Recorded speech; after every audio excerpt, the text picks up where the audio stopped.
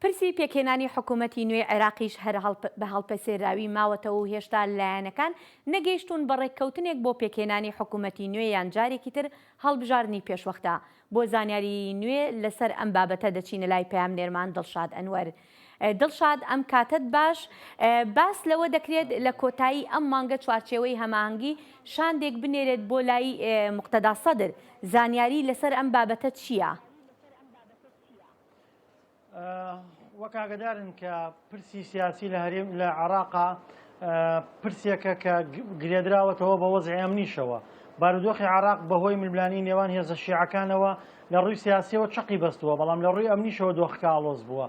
بۆیە تاکو ئێستا هەوڵەکان بەلاوازی یاخود با بڵێن جوڵەی لایەنە سیاسیەکان وەستاوە ڕەبتی بە چلەی ئیمام حوسێنەوە بووە. بڕیارە لە دوای 20 ئەم مانگە چوارچەوەی هەماهەنگی جارێکی تر جوڵەکانیان بۆ پێکهێنانی حکوومەت دەست پێ بکەنەوە، جوڵە سیاسیەکانیان بۆ مەبەستە لەگەڵ لایەنەکانە دابنیشن و بە پێی ئەو زانیاریانەی کە دەست ئێمە کەوتووە قەرارە دوای 20 مانگ وەفدێک بنێرنە لای ڕێبەری ڕەوتی سەدر و داوای لێ بکەن کە بەشداری پێکهێنانی حکوومەت بکات.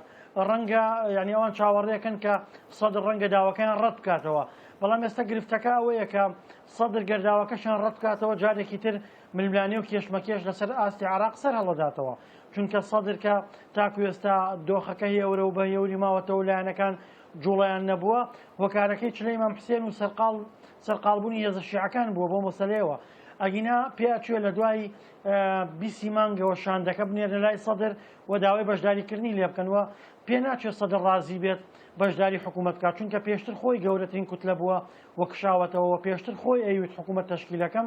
ئێستا کە وەکو لایەنێک لە دەرەوەی پەرلەمانەوە خۆڵک کرێ، پێ ناچێت سەدر بەمە ڕازی بێ، بەڵام ئاماژەکان بۆ ئەوە چون کە ڕەنگە سەدر جارێکی تر ئەگەر ئەمان دەست بکەنەوە بە جوڵە بۆ پێکهێنانی حکوومەت و بەبێ حسابکردن بۆ سەدر، ڕەنگە جارێکی تر ناکۆکی و کێشە بەرۆکی عێراق بگرێتەوە. بەتایبەتی دەوترێت لە مانگی دا کە لە مانگی تشرینە ڕەنگە تشرینیەکان بڕژێنەوە سەر شەقامەوە خۆپشاندان ئەنجام بدەن، ڕەنگە سەدر ئەمەی پێخۆش بێ لە پشتەوەکە دامی ئەوان بکا بۆ ئەنجامدانی خۆپشاندان، بۆیە دۆخەکە لە دوای 20 مانگەوە ڕوونترە بێتەوە. بەڵێ دڵشاد، دەمەوێت بزانم ئاڵۆزیەکانی عێراق تا چەندێک کاری کردوتە سەر باری ئاسایش لە وڵاتەکەدا؟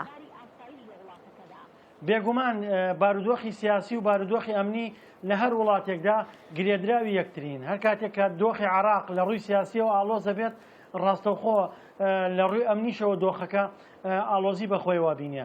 بەپێی ئەو زانیاریانەی کە من لە سەر چاوەباڵەکانی پێشمەرگە و سوپای عێراقشەوە دەسم کەوتون، داعش جوڵەیەکی زۆری هەیەەوە، ژمارەی چەکدارەکانیان زیاد کردووە و لە هەندێک ناوچەش با بڵێن سەرقاڵی کۆکردنەوەی داهات و پارەن و بەپێ ئەو زانیاریانەی کە بەرپرسە ئەمنیەکان بە منیاندا باسییان لەوە کرد کە شانە نووسەکانیان ئاگادار کردوێتەوە کە جارێکی تر پەیوەندیان پێوە بکەنەوە.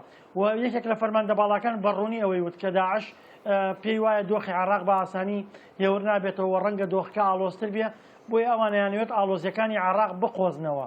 بە تایبەتی لە ئێستادا زۆربەی هێزە عێراقیەکان سوپا و حەشد و ئەمانە براونەتە ناو بەغداوە سەرقاڵن بۆ ململانی سیاسیانی کە لە بەغا لە ئارادایە، بۆیە داعش پێی وایە ئەمە دەرفەتێکە بۆی ڕەخساوە، دەیەوێت ئەم دەرفەتە بقۆزێتەوە. بۆیە ینی بەهۆی ئەو ئاڵۆزیانەی بەغداشەوە تەنانەت ئۆپەراسیۆنە هاوبەشەکانی نێوان پێشمەرگە و سوپای عێراقیش لە ناوچە کێشە لەسەرەکان و بە دیاریکراوی لەو ناوچانەی کە بۆشایی ئەمنیان تێدایە و هیچ هێزێکی تێدا نییە وەستێنراوە و هیچ ئۆپەراسیۆنێک ئەنجام نەدراوە.